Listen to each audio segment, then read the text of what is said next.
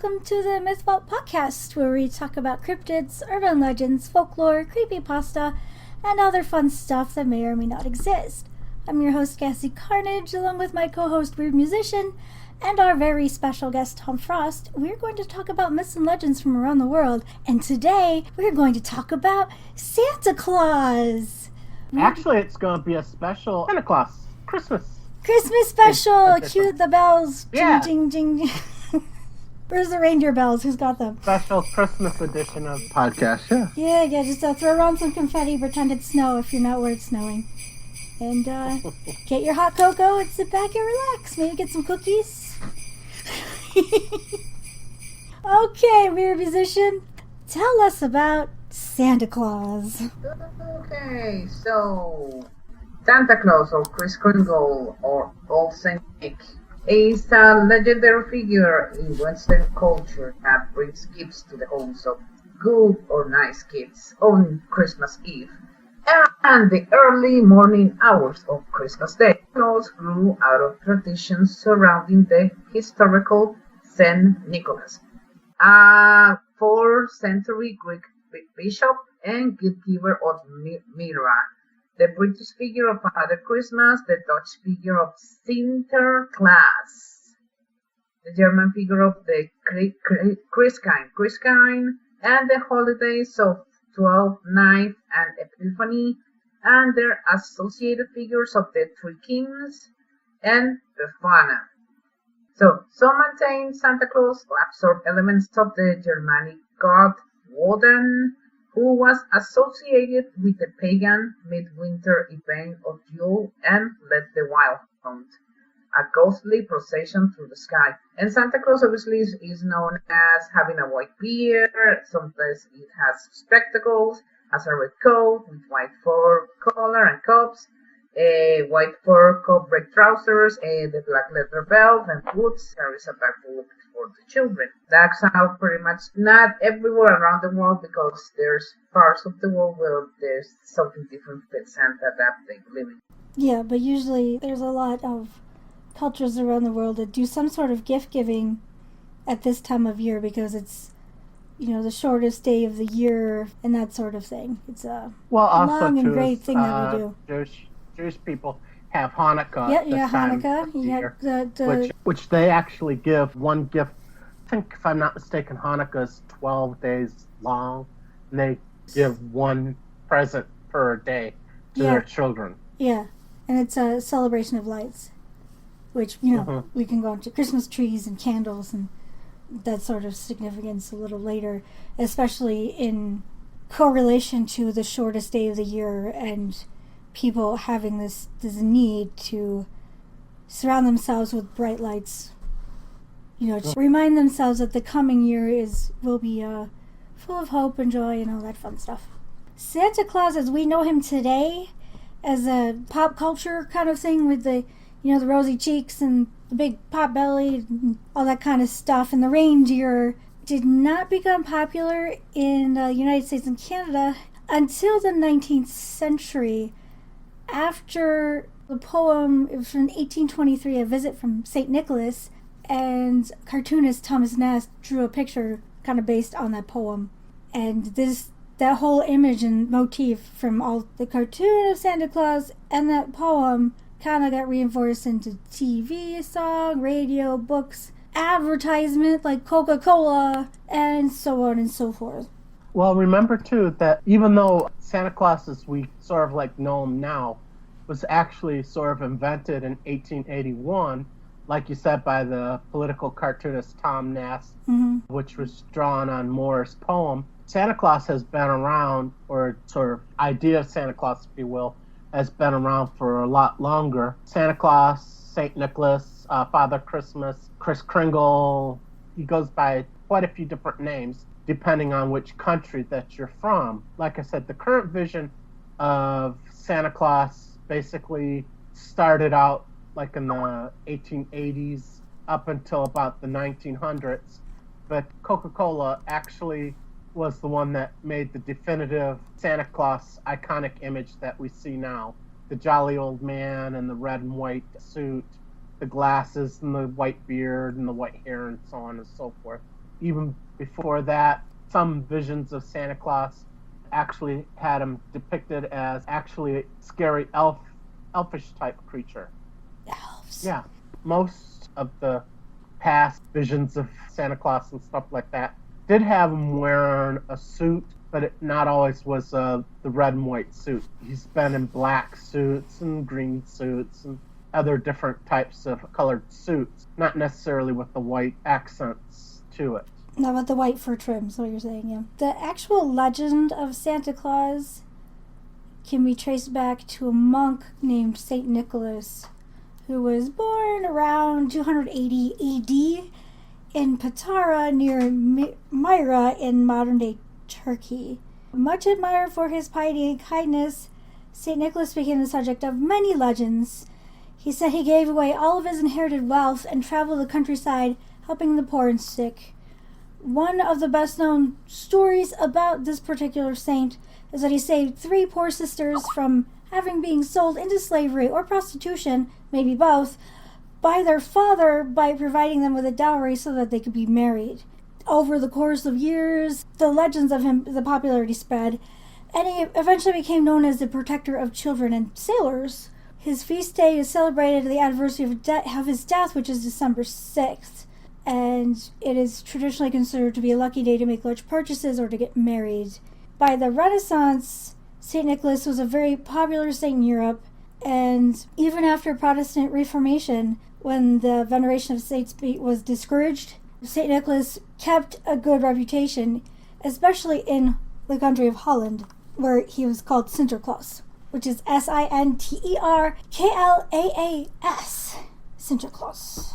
Apparently, like you mentioned, the Dutch helped bring in the legend of St. Nicholas to the U.S. December 1773 and 1774, a New York newspaper reported that groups of Dutch families had gathered to honor the anniversary of St. Nicholas's death. And Santa Claus is a derivative of Sinterklaas. It's like the I can't even say that word, but it's the Anglicized word of St. Nicholas. Shut up. I can talk. I can do it. In 1804, John Pinsard, a member of the New York Historical Society, distributed woodcuts of St. Nicholas at the Society's annual meeting, and the background of the engraving contains the now familiar images, which include stockings filled with toys and fruit hung over a fireplace. And in 1809, Washington Irving helped to popularize the Santa Claus stories when he referred to St. Nicholas as a patron saint of New York in his book, The History of New York. As his prominence grew, Santa Claus was described as everything from a rascal with a blue 3-cornered hat, red waistcoat, and yellow stockings, to a man wearing a broad-brimmed hat and a huge pair of Flemish trunk hose, which are those, like the short pants, and then they got like the stockings underneath with the shoes with the heels that the guys would wear. Yeah, now you know. And knowing is half the battle. G.I. Joe! Okay, now sort of getting back on to coat. Many previous interpretations of Santa Claus featured Santa Claus in a red outfit, notably the illustrations of the famous political cartoonist Thomas Nash and the Christmas card printed by Louis Prang. Coat did help to create the modern image of Santa, and in fact, in a way, most of us see Santa Claus friendly, plump, with a white beard, did come from Coca-Cola advertising. Before these ads, Santa was drawn in various ways, even as a scary elf like I had mentioned once before. But he was always already wearing red. Coke introduced this new, friendlier image of Santa Claus created by illustrator Hayden Saddlebaum in December 1931. This picture, a 1931 ad from 1931 to 1964, Saddlebaum created holiday ads for Coke featuring Santa, and those images continue to be used each year on bottles and cans and 12-packs. Get your Coca-Cola!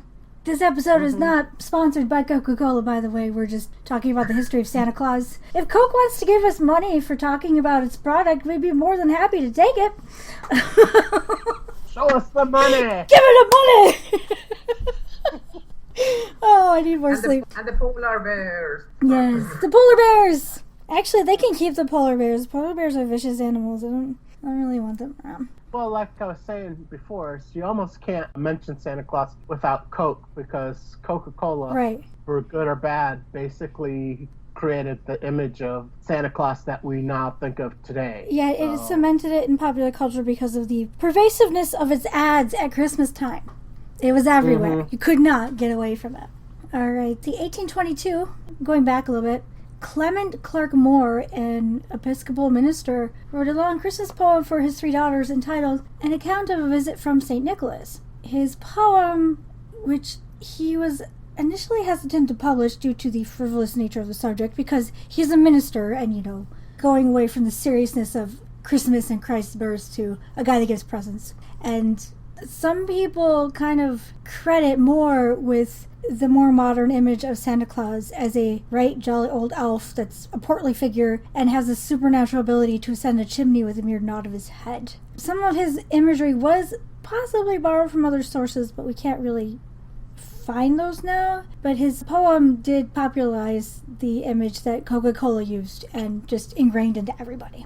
Especially the image of Santa Claus flying house to house on Christmas Eve in a miniature sleigh led by 8 flying reindeer and leaving presents for kids that deserved it. So that was an account of a visit from St. Nicholas. In 1881, that's when Thomas Nast drew on Moore's poem to create the first likeness that matches the modern image of Santa Claus. And the cartoon appeared in Harper's Weekly and depicted Santa, as a big fat guy, very cheerful, full white beard, holding a sack of toys for lucky children. And Nast is the one that gave Santa a bright red suit trimmed with white fur, the North Pole Workshop elves, and his wife, Mrs. Claus. So in one fell swoop, he gave it all. There it was, apparently. But the polar bears, that was Coca-Cola. So, apparently there was a version of Santa that had outfits that were purple, green, and blue. Okay. Mm-hmm. Yeah, they're different colors depending on the country of origin. Mm-hmm. Yep. Also, the new Santa, or the Coke Santa, I should say, was actually based on a friend of Sonnenbaum who was also a retired salesman. His name was Lou. I know I'm not going to pronounce it correctly. Pressless? Is that how you would pronounce it? I put it in the chat. Hold on, let me look here. Prentice. There's no L in that name. Prentice. Okay. Sunblom. The guy's name was Sunblom, and he painted it for his friend Lou Prentice, who was a retired salesman. Mm-hmm. Continue.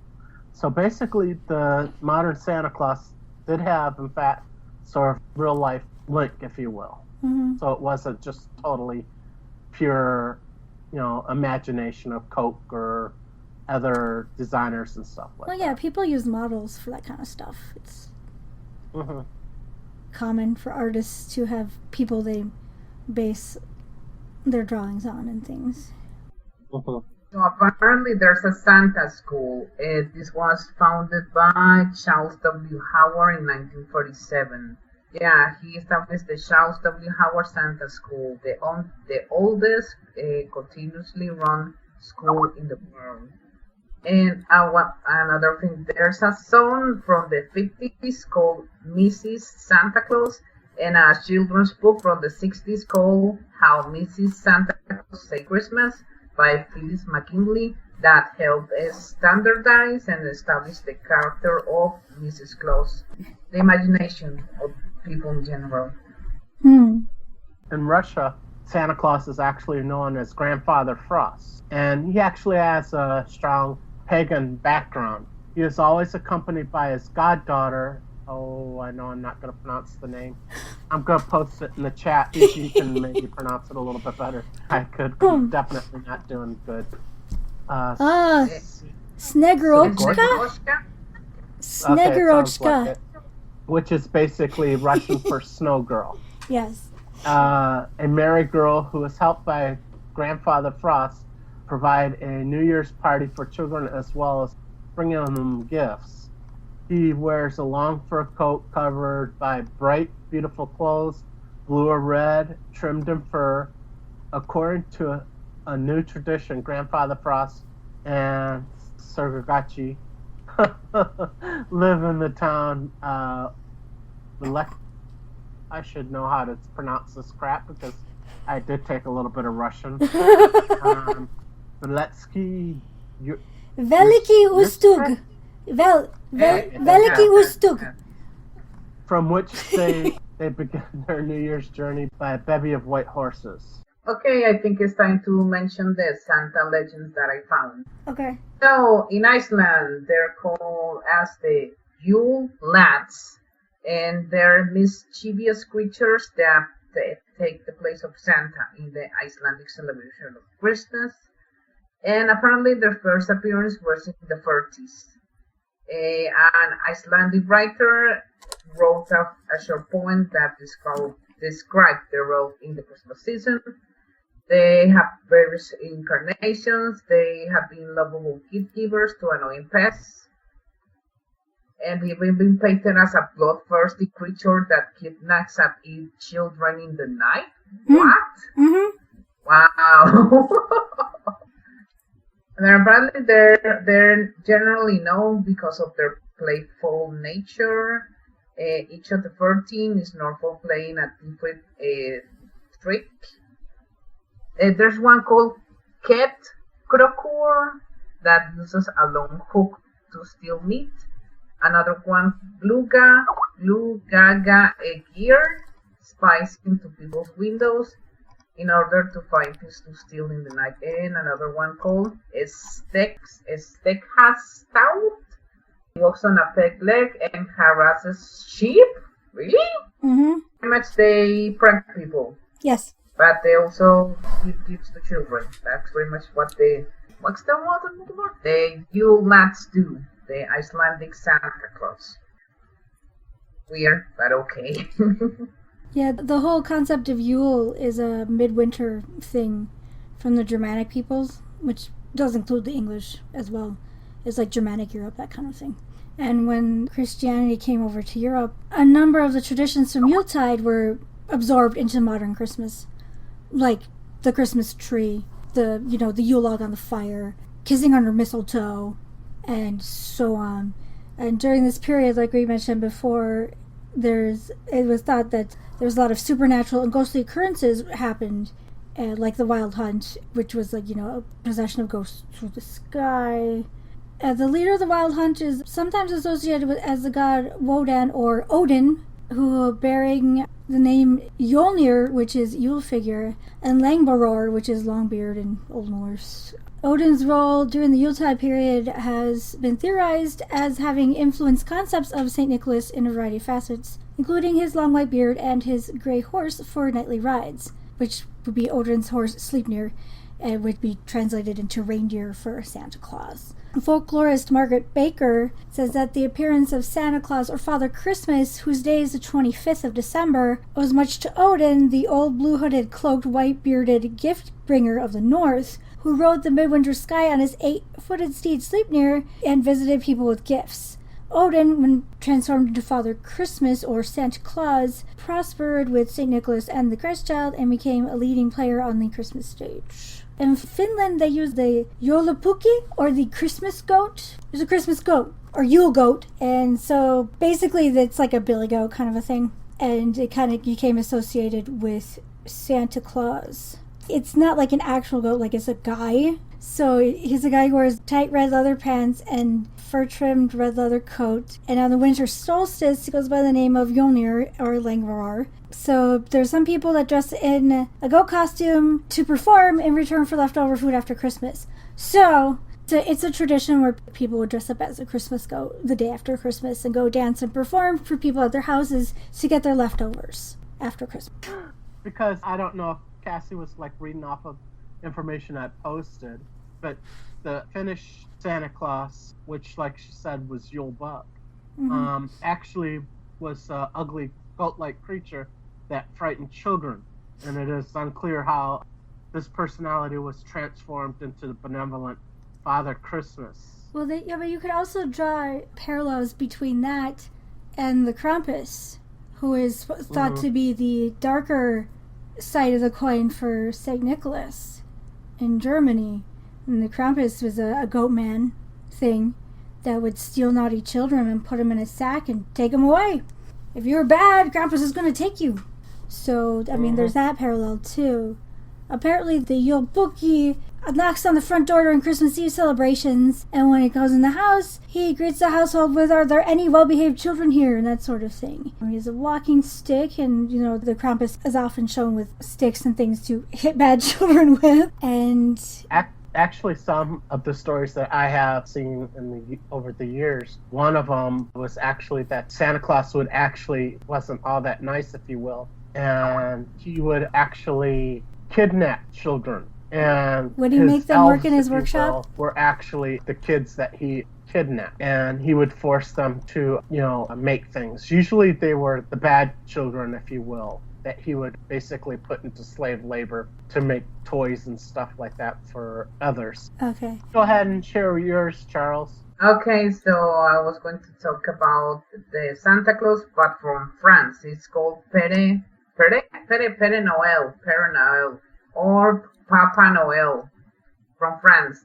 He resembles Santa Claus, but he uses a donkey. The donkey has a name, Guy, which means mistletoe in French. Apparently, some regions of France also celebrate Saint Nicholas Day on December 5th. For this holiday, along with the traditional Saint Nick figure, the French have a character called La Père Fota. It's called the Weeping Father. Like Belsnickel, he's a figure who's supposed to be feared by naughty kids, and based on his backstory. So the story per se of the character is that La Père Fota and his wife kidnapped and murdered 3 young men and then cooked them in a stew. After the victims were discovered and brought back to life by Saint Nicholas, La Père Fota repented his evil deeds and vowed to serve as his helper. And he gives gifts like candy in shoes that are left near the fireplace. And this is Père Noël, but La Père Fota, he carries rusty chains and switches and doles out floggings to children who misbehave. Pretty much whips them. Yeah. In versions of the story, he gets even more brutal, and he's like to cut up the tongues of kids who had become blind. Wow. Wow. Whoa. Don't It lie. actually You'll cut sounds out like a your little tongue. bit of Hansel and Gretel. It does. Well, you know, a lot of those old fairy tales and legends were a lot more brutal than the watered-down, sanitized versions we have today. I just find it interesting. Well, thanks to Disney. Yeah. No, actually, it's thanks to the Victorian era, but that's something for another show. But yeah, I think there's an interesting parallel there. We keep coming across the older myths and talking about eating people, kidnapping children. So human sacrifice, the, you know, midwinter nights, you have to make the sun come up in the morning, that kind of a thing. Like, that's what it makes me think of. Yeah, there's some, you know, some dark history there, but back then winters were so harsh, and if you couldn't make enough food to last you for the whole winter, the time you got to this time of year, it would start to get pretty scarce. And that's, you know, when they would take out some of the stuff they saved with more fat, like the fruitcakes and things, and share them so that you could survive the next couple of months and stuff. Can I mention one more? Yeah. Sure. La Befana, this is from Italy. It's kind of like a witch-like character. She's described as a kind woman that gave food and shelter to the 3 wise men while they were pretty much traveling to visit the baby Jesus. So she's portrayed as an old hag that rides a broomstick, and she wears a black shawl and carries a bag of gifts. She does not like to be seen, and apparently whacks any child that spies on her. She whacks the child with her broomstick. So yeah, a way of keeping the kids in bed while parents arrange gifts in the night. And she gives gifts like pretty much like Santa Claus. She climbs down the chimney to leave gifts for kids. She's known to leave a piece of coal or ash for those who had been naughty. And she was regarded as the best housekeeper in all of Italy. She's known to sweep the floor around the chimney or her way out. So a witch that keeps, pretty much. Okay, and she came through the chimney? Mm-hmm. So we have the chimney thing, which got kind of subsumed by modern Santa Claus coming from Italy with the Christmas witch. Yeah. Okay. And I remember you mentioned one where they leave out cookies and things for Santa Claus. Now I'm drawing a blank where you said it was from. I don't remember.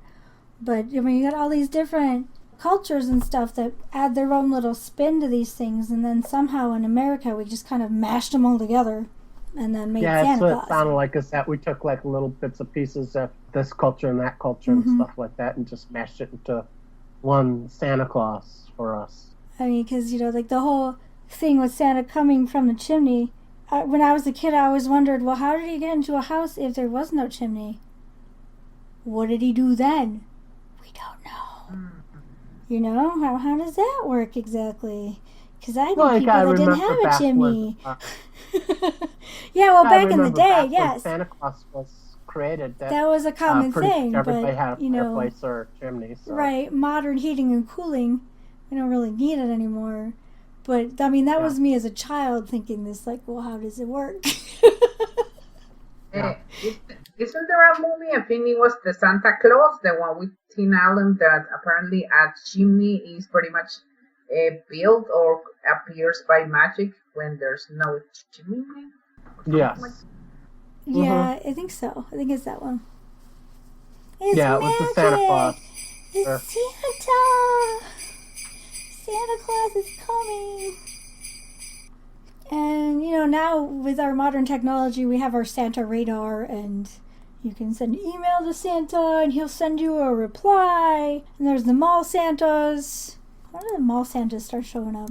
Well, I remember when I was, like, younger and believed in Santa Claus and stuff like that, I remember, in order for my parents to get me to go to sleep on Christmas, they actually had my brother-in-law go outside, because he lived close by. He'd like jingle bells just outside the window. And my parents would be like, well, you better hurry up and go to bed because you can hear them. You can hear the sleigh bells. Yeah, my brother-in-law would sit there and jiggle it a little bit more. Okay, let's see. The practice of the mall Santa, or Santa showing up in department stores or at parties, is apparently credited to someone named James Edgar, who started doing it in 1890 in Brockton, Massachusetts department store. And Santa is often played by an actor, helped by other actors dressed as elves, or other creatures of folklore associated with Santa, such as the reindeer. And the mall Santa, or the store Santa, they're trying to promote a good image for the store, and they give small gifts to children. Or give a seasonal experience to children by letting them read their wish list while sitting on Santa's knee. And obviously having your picture taken with Santa. And that can be linked back to about 1918 is when people first started getting children to take pictures with Santa. We're going on 100 years of Santa pictures with our children. Yep. Mm-hmm. So, the Santa Claus from the Netherlands called Sinterklaas, but apparently he had an assistant called Black Peter, and in the picture I'm seeing is a person in blackface. Oh, wonderful. Yeah, so a Peter was a person who helped Sinterklaas hand out presents. So there were many versions of how Black Peter came to work with Sinterklaas. Some of them were controversial. In the earliest telling, he was Sinterklaas' black servant boy, or even his slave. Oh my god. Other versions state that he's a type of demon. Because of the racist overtones of the old Black Peter stories, in recent years his background has been rewritten and he's described as a chimney sweep. But obviously that's just the assistant Sinterklaas. I mentioned the Dutch version of Santa Claus. He has a red costume, he has the white beard, and he's jolly. Many have claimed that he's the biggest influence in the creation of the modern day Saint Nick. So he comes to the Netherlands, but in late November. It's not December, but in November. And he gives gifts on the 5th of December. a holiday designed to celebrate the historical figure of St. Nicholas. Children place their shoes by the fireplace. Apparently, it also carrots for Santa Claus horse. And if they be good, there will be candy and presents in the shoes come morning. And Santa Claus doesn't leave the gifts himself. Black Peter climbs down the chimney with presents for the good kids and coal or, okay, this is weird, bags of salt for the people who were naughty. And in older versions of the legend, Black Peter would kidnap the worst of the children and take them away to Spain as punishment. Okay, so we have more kidnapping. You were naughty. Yeah, more kidnapping and more chimney usage. Okay. Mhm. Santa will, or one of his helpers will kidnap your children. Good to know. And it's usually the bad children. Oh, the bad children, not the good children. The good children get candy and toy trains and stuff and whatever. My Little Pony, G.I. Joes, whatever. A new cell phone. Sorry. A new cell phone! I want a tablet for Christmas, Santa! Yeah, kids get cell phones now, don't they? Let's see, the letter to Santa thing has been going on since the early 1900s. The U.S. Postal Service Santa letter answering effort started in 1912 out of the James Farley Post Office in New York, and since 1940 has been called Operation Santa to ensure that letters to Santa are adopted by charitable organizations, major corporations, local businesses, and individuals in order to make children's holidays dreams come true from coast to coast. Well, isn't that nice? Those seeking a North Pole holiday postmark through the U.S. Postal Service are told to send their letter from Santa or a holiday greeting card by December 10th to the North Pole Holiday Postmark, Postmaster 4141, Postmark Drive, Anchorage, Alaska 99530-9998. Did you get that, kids? I'm not saying it again. You have to wait till next year, too, because it's past the 10th, so. There's one in Canada, too. With his address in Canada is Santa Claus, North Post, Canada, Well, HOH, OHO. Ho, ho, ho. Well, one thing that people seem to forget is that Christmas was actually a pagan holiday. Well, yeah, it was. I mean, it wasn't considered... The birth of Christ was actually considered to be in the summertime. And they adopted it and moved it on to winter because the pagan holidays were so enjoyed by the locals, they were not going to give them up. So they adopted them and tried to convert them by taking all the things they approved of and putting it onto, the Christmas celebration time. But yeah, it was the winter solstice. So that's where it comes from. Yep. Which is the shortest day of the year, so we have the least amount of sunlight all year. Yeah. Well, Charles, why don't you go ahead and talk about Rudolph and all Santa's reindeers and stuff like that. Okay, so Rudolph is the most popular of all the reindeer apparently because of his red nose. The origin of the story can be traced to an author, Robert L. May. So he was a copywriter for Montgomery Ward department stores in 1939. The company had been buying and giving away coloring books at Christmas time for many years. His boss thought they could save some money by printing their own books and asked May to come up with a story. May thought up the idea of a misfit reindeer who saves the day for Santa on a foggy Christmas Eve. The story took up, but unfortunately May did not own the rights. His employer, Montgomery Ward, did. With a generosity not often seen in the corporate world, in 1947 the company's president turned the rights over to May, who was in debt because of his wife's terminal illness. With a hit song written in 1949 by May's brother-in-law, Johnny Marks, and a TV special in 1964, May's financial security was assured and would earn a permanent spot in American Christmas folk culture.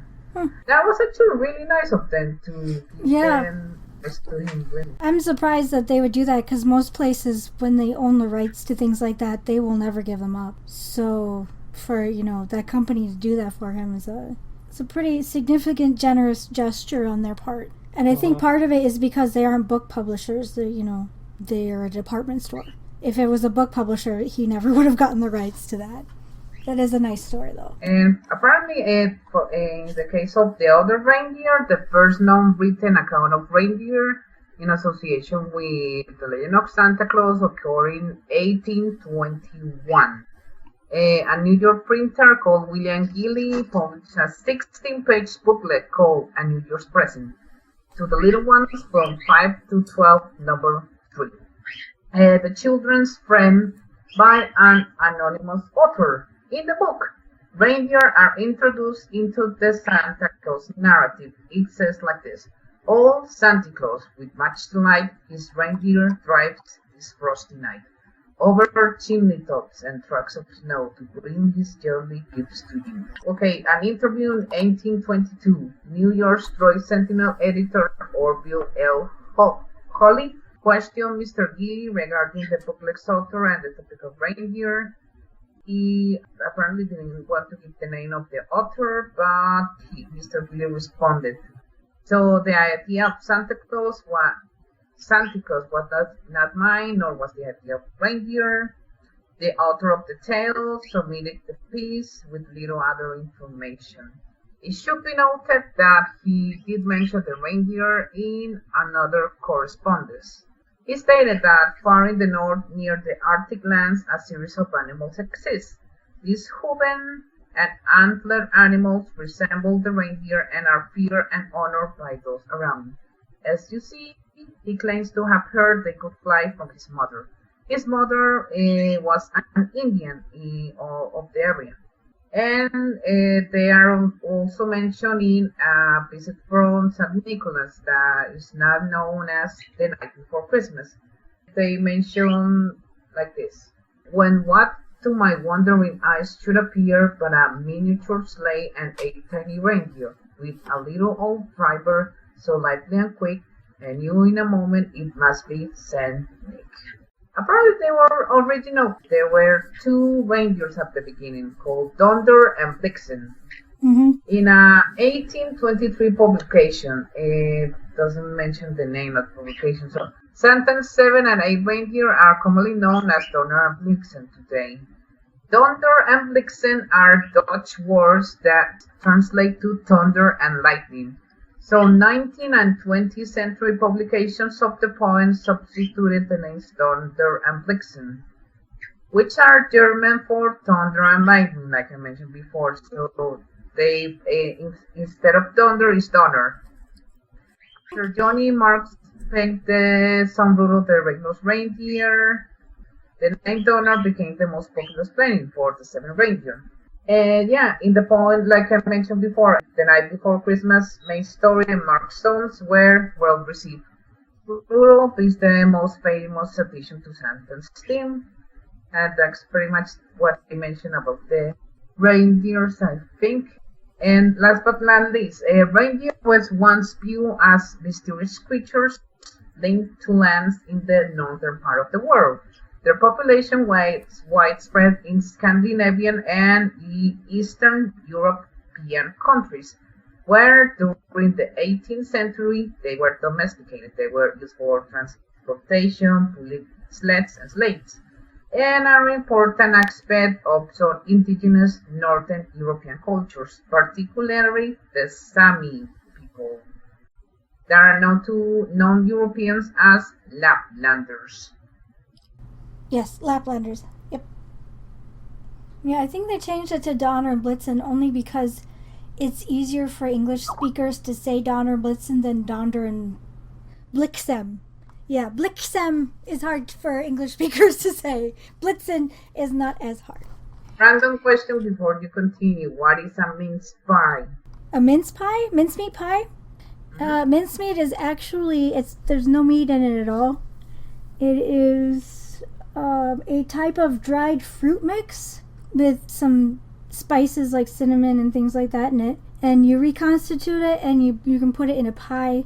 So you boil it in water and you put water back into it, and it has raisins and like apricots and pears and stuff like that. So it's all mushed together. And it kind of looks like a weird brown red mixture thing, but I think it tastes good, but not a lot. It's one of those acquired taste things where if you weren't raised with it, you probably won't like it. but it was always in my house at Christmas time, so I like it. But yeah, it's mincemeat. There is no meat in it. It's all fruit with It's usually made with fruits and nuts.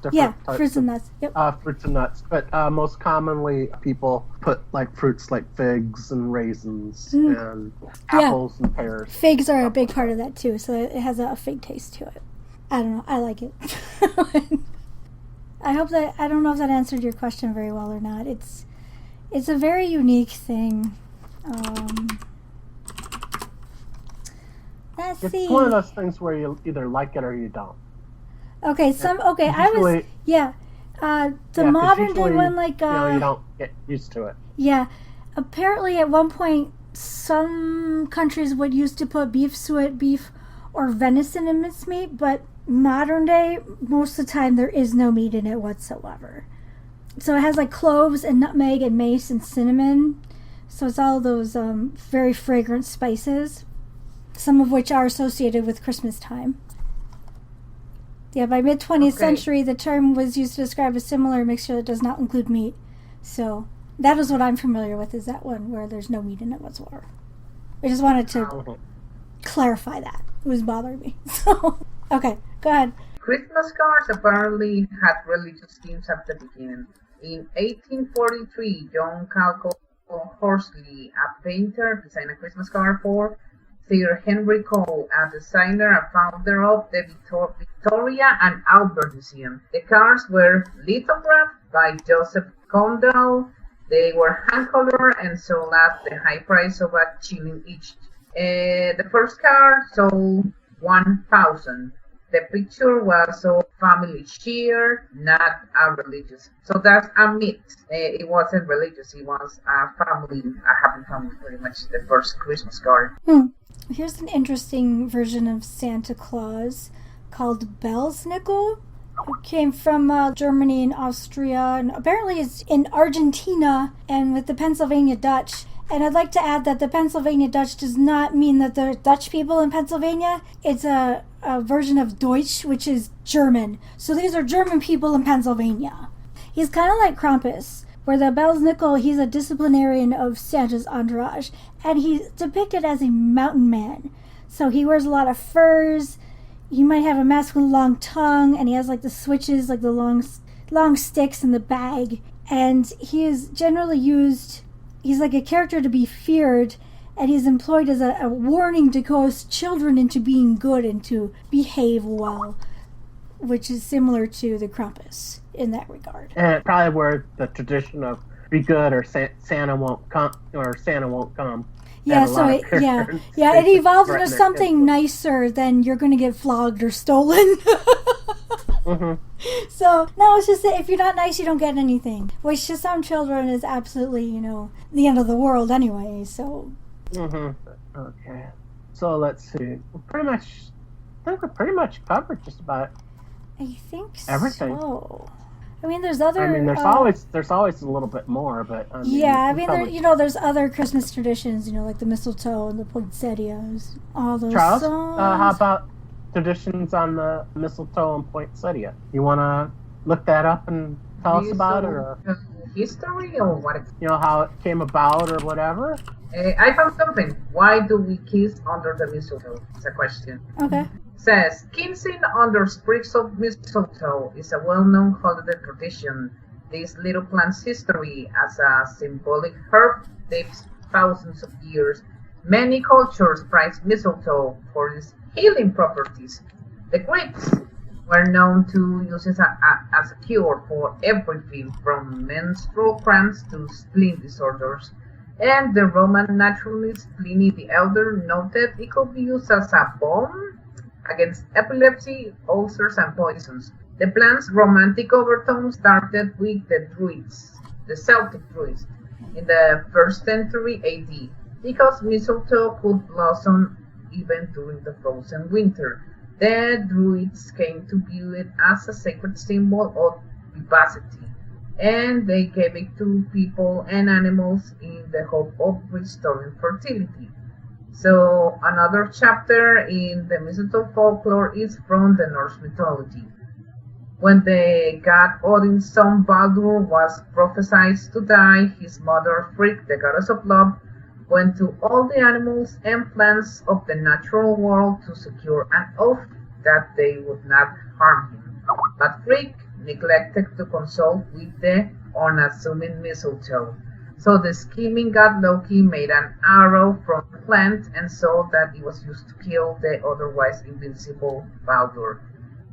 So according to one sunnier version of the myth, the gods were able to resurrect Baldur from the dead.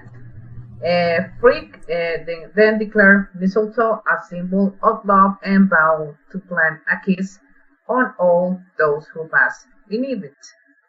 And last but not least, mistletoe's associations with fertility and vitality continued through the Middle Ages, and by the 18th century, it has become widely incorporated into Christmas celebrations. So, just how it made the jump from sacred herb to holiday decoration, well, there's a debate on that. The kissing tradition appears to have come on among servants in England before spreading to the middle classes. As part of the early custom, men were allowed to steal a kiss from any woman caught standing under the mistletoe, and refusing this was viewed as bad luck. Yet another tradition instructed the merrymakers to pluck a single berry from the mistletoe with each kiss, and to stop smooching once they were all gone. And I didn't know that the mistletoe had berries. And it is a poisonous plant, so don't eat it. Okay. They used it as a medicine back in the day because a lot of medicines that we use today even are alkaloids. They're poisons. I mean, it was effective, but just don't eat it. Same thing goes with the poinsettia. It's a poisonous plant. Speaking of, I found a legend that goes along with the poinsettia. It was in the 16th century Mexico. There's a girl called Pepita or Maria who was too poor to provide a gift for the celebration of Jesus' birthday, and was inspired by an angel to gather weeds from the roadside and place them in front of a church altar. Crimson blossoms sprouted from the weeds, and they became beautiful poinsettias. From the 17th century, the Franciscan friars of Mexico introduced the plants into their Christmas celebrations, and the star-shaped leaf pattern is said to symbolize the Star of Bethlehem, and the red color represents the blood sacrificed through the crucifixion of Jesus. And it was in the early 1900s where poinsettias were introduced to North America and became a very popular plant to either give as gifts or to just have on display for Christmas time. Just so you know, poinsettia plants are native to Central America, especially an area around southern Mexico where they flower during the winter time. The ancient Aztecs called them Pulatzcas. Charles, you'd probably be able to pronounce it much better than I could. The Aztecs had many. Chitlachitl. The word looks same. Chitlachitl. That's the word that I was trying to pronounce. Sochi. Yeah, what he said. But at any rate, the Aztecs had many uses for them, including using the flowers, actually special types of leaves known as bracts rather than being flowers, to make purple dye for clothes and costumes, and the milky white sap was made into medicine for treating fevers. The poinsettia was widely known because of a man called Joel Roberts Poinsetta. That's why we call them poinsettias. Yeah, they're named after him. Yep. He was the first ambassador from the United States to Mexico in 1825. Poinsettia had some greenhouses in his plantations in South Carolina, and while visiting in the taco, sorry, all I could think of was the food taco. I know it's usually named after a place, but taco era, 1828, he became very interested in the plant and immediately sent some of the plants back to South Carolina, where he began growing the plants and sending them to friends and botanical gardens. Yeah, another name for the poinsettia is Flor de Nochebuena, or the Christmas Eve flower. And I'm sorry if I botched that too. We're not very good at pronouncing things tonight. So, but it's called the Christmas Eve flower in Mexico and Guatemala, apparently. And in Spain, it's Flor de Pascua, or the Pascua, which is the Easter flower. That's what I posted in, Taxco? that's the name that Mexicans call. Yeah, see that? That's what it's Taxco known as in Mexico. Alarcon? Alarcón. Alarcon. Okay, there we go. We got it. Hey, at least we got someone that knows how to pronounce it. Yay! We said the thing. At least we're not totally butchering the names of stuff today. It could be worse, right? Okay. So, Well, I think we've pretty much covered just about everything. We covered plants, Santa Claus, Krampus. So. yeah, it's Round of applause. Yay, Santa! Yay. And that is all the time we have for today. Have you seen Santa Claus? Do you believe that he exists? Would you believe in him if you saw him? Let us know in the comments below. On behalf of myself, Weird Musician, and Tom Frost, I'd like to thank you for listening to the Mythfall Podcast. If there are any unusual paranormal events or entities that you'd like us to cover in an upcoming episode, please let us know in the comment section, and we will feature them. Thank you, and have a good night, and Merry Christmas. Merry Christmas, Happy New Year. Happy holidays. Happy holidays with the Santa.